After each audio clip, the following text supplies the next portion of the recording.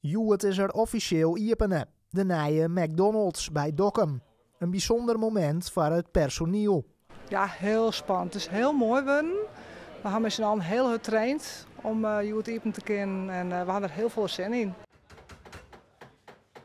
We hebben 140 mensen aan het werk. Dus van jong tot oud. We gaan getraind in Harlingen en in Drachten op de A-zone en de omloop in Drachten. En daar hebben we alle verschillende stations kunnen leren. In 3 maanden tijd ongeveer.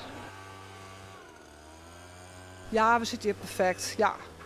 Mooie aansluiting op een centrale as. Dus het kan van alle kanten komen.